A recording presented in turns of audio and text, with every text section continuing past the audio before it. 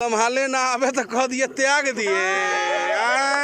वाकई उनके कलम में ताकत है। असली हीरो किसानों की दर्द को लिखो। पलटू पलटू चच्चा है, समझ गए। ईवीएम बाबा, ईवीएम बाबा, ईवीएम तो हमरे बाप के न है। जिसके चेहरे पर कभी रोशनी नहीं पहुंचा, जिसके चेहरे पर कभी मुस्कान नहीं आया, उस मुस्कान को लाने के लिए राजनीति बना।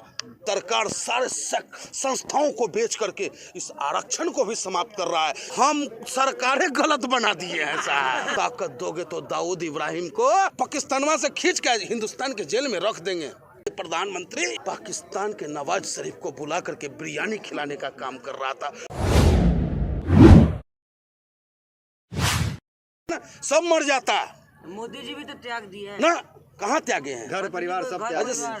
संभाले ना आवे तो कह दिए त्याग दिए। अरे असली चाणक्य जी कहे हैं ना कि असली राजा हुए होगा जो अपना परिवार संभालेगा। ये पहले ही कह दिया कि भाई हम तो गुजरात से हैं, अब व्यापारी है।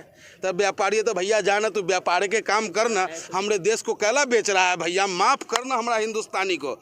और आप सबके चैनल के माध्यम से हम कहना चाहते हैं पूरे हिंदुस्तान के हर उपरांत के कि भाई ये लड़ाई किसान के नहीं है। ये किसान जो लड़ रहा है ना, वो हिंदुस्तान की लड़ाई लड़ रहा है, हिंदुस्तान के अवाम की लड़ाई लड़ रहा है। अगर ये लड़ाई उस जालिम सरकार अपना तकतवा से अगर कुचल दिया, ये लड़ाई अगर असफल हो गया, तो आने वाला नस्ल गुलाम होगा। आप सबसे अपील है मेरे पत्रकार भाई, हे कलमकार जिनको माँ सरस्वती कलम में ताकत दिया है, अगर वाकई उनके कलम में ताकत है तो हमारे हिंदुस्तान के असली हीरो किसानों की दर्द को लिखो।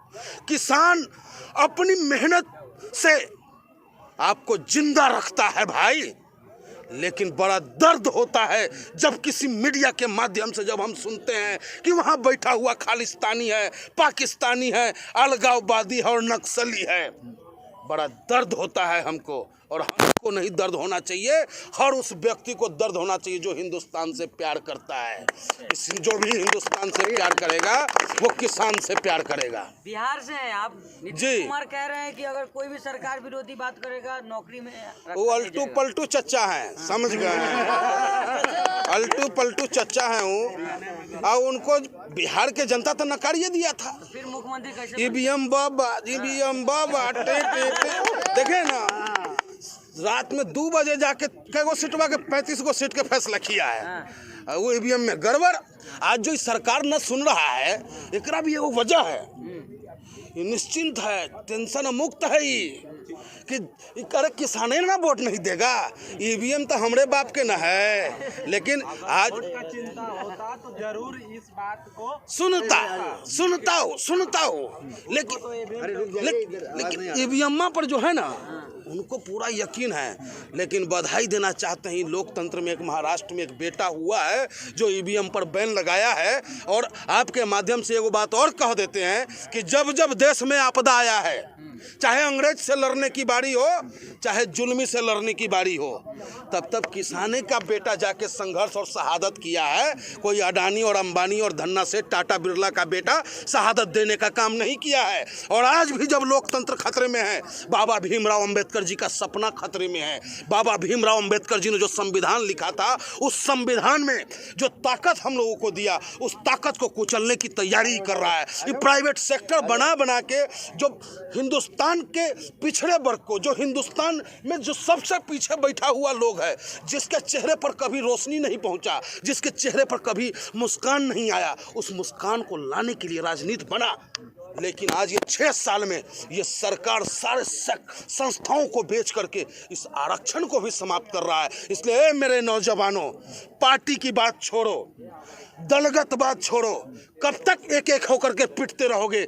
कभी 45 करोड़ मजदूर को बेसहारा कर दिया गया, उसके खिलाफ बिल लाया जाता है, हम चुप बैठते हैं कि भाई मजदूर का बात है।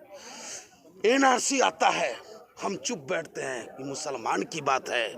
जब पढ़ा लिखा शिक्षक छात्र जब जेएनयू में अपने हक की बात करता है तो कहता है कि तो टुकड़े टुकड़े गैंग की बात है। अरे जिंदा कौम 5 साल इंतजार नहीं करता।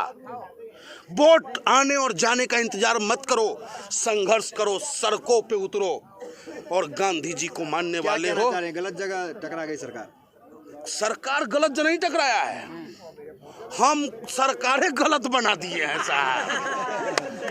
हम तो वह आदमी ना हैं, वह आदमी हम आज भी हैं, लेकिन गलती से जो है ना भाइयों बहनों 2 करोड़ नौकरी देंगे, भाइयों बहनों अच्छा दिन दे देंगे, भाइयों बहनों महंगाई खत्म करेंगे। भाइयों बहनों ताकत दोगे तो दाऊद इब्राहिम को वहाँ से कहाँ कहते हैं पाकिस्तानवा से खींच के हिंदुस्तान के जेल में रख देंगे।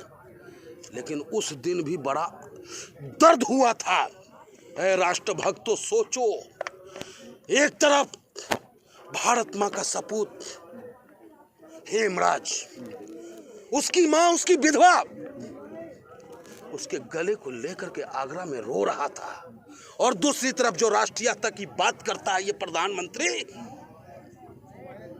पाकिस्तान के नवाज शरीफ को बुला करके बिरयानी खिलाने का काम कर रहा था। और राष्ट्रीयता और राष्ट्रभक्ति की प्रमाण ये हमें देगा, मैं हूँ राष्ट्रीयता, मैं हमसे राष्ट्र है, और राष्ट्र को सम्मान देने का काम हम किसान करते हैं, गरीब मजदूर करते हैं। भारत के निर्माता है हम, हमारा हाथ जो है मजदूर का हाथ है। ये जो पुलवा पर खड़ा है ना, अडानी का बाप आके नहीं बनाया है, कोई उद्योगपति आकर के यहाँ मजदूरी नहीं किया है, हम मजदूरी किया है तब जाके ये पुल बना है।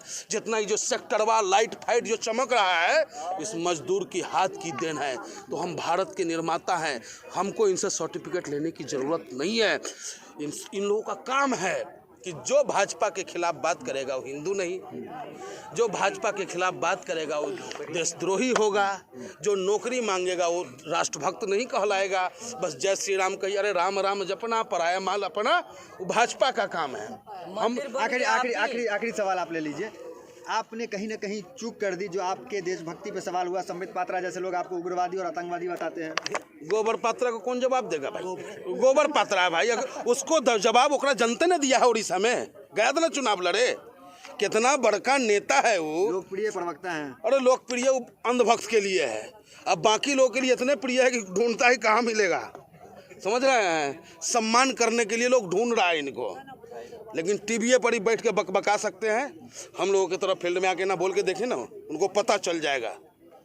और कितना डरा हुआ इस सरकार है। राष्ट्रवादी पार्टी के प्रवक्ता हैं। अच्छा, हम लोग देशद्रोही पार्टी के प्रवक्ता है ना, हैं? हम लोग देशद्रोही हैं, माना जाता है ना, माना जाता है ना कि भाजपा जो है वो कट्टर राष्ट्रभक्त है। जो आदमी तिरंगा झंडा अपने कार्यालय पर 30 साल तक नहीं लहराया, आज़ादी के 30 साल बाद तक नहीं लहराया, वो हमको राष्ट्रीयता बताएगा? अरे हम तो दिन रात कहते हैं कि हिंद देश का प्यारा झंडा ऊंचा सदा रहेगा, आसमान में फहराए झंडा सागर में लहराए। इसको कहाँ कुछ पता है? इनसे तो कहिए जनगण मन गावेला तो कहेगा जनगण, फिर कहाँ है? फिर ढूंढता है कि मोदी जी का मन कहाँ है। ठीक है, सारा मामला आपका समझ गए। व्यापारियों का विरोध किया। अगर बाबा रामदेव है जिन्होंने देश का नाम इतना ऊंचा किया, योग सिखाए सबको जाकर के, इंटरनेशनल फेम मिला, उनका विरोध क्यों? उनका तो सम्मान होना चाहिए। देखिए उनका तो टिप होता है, समझ में आया आपको? हरियाणा के किसानमा से पूछ लीजिए आप, टिप क्या हुआ? हरियाणा के किसान से आप पूछ लीजिए किस तरीके से वो हरियाणा के किसान को बर्बाद किए हैं। हरियाणा के किसान को क्या कहें पता है कि अरे क्या धान गेहूं कर रहा है, एलोवेरा लगाओ, एलोवेरा, हम थोड़ा से 1 लाख रुपया बिघा लेंगे। अरे तो स्वदेशी की बात करते हैं तो अच्छी बात नहीं, इसमें बुराई क्या है? स्वदेशी कर करके अपने तो विदेशी हो गए, हम लोगों को वहीं के वहीं। अरे गेहूं हमरा लेते हैं 15 रुपये किलो, हम ही को आटा बेचते हैं 40 रुपये किलो। कितना बड़का स्वदेशी बात है भाई। वो तो आज भी एक कपड़े में रहते हैं, खुला रहते हैं। अब वो कहाँ रहते हैं, कैसे रहते हैं? वो उतना हमाम में तो सब नंगे हैं, जाके देखिएगा उनको तो, ठीक है ना। अब कितना वो रहते हैं वो छोड़िए, लेकिन लालू जी सही बोले थे कि लगा लगा झुलनिया में धक्का चला बलम कलकत्ता, तो सब के सब एक के आए। नहीं, आंदोलन के लिए जाने जाते हैं वो भी, आंदोलन वो भी। हाँ वो ना, झुलनिया में लगा था धक्का तो पहन लिए थे लहंगा। और वही लोग हैं कहते थे कि बड़का नोट बंद होना चाहिए, छोटका नोट चालू होना चाहिए, काला बाजारी कम होगा। वह कहते थे कि 35 रुपये पेट्रोल चाहिए कि नहीं चाहिए। हमारे यही प्रधानमंत्री जी कहे थे एक बार करते थे। हाँ, एक बार 5 रुपया कम हो गया था तो कहते थे कि भाइयों बहनों किस्मत वाला प्रधानमंत्री चाहिए कि नहीं चाहिए। तो ये लोग फ्रॉड लोग हैं, हम लोग फंस गए हैं किसान भाई, हम हिंदुस्तानी फसल हैं, लेकिन हमारा भगवान सुनेगा और इनका अंत होगा।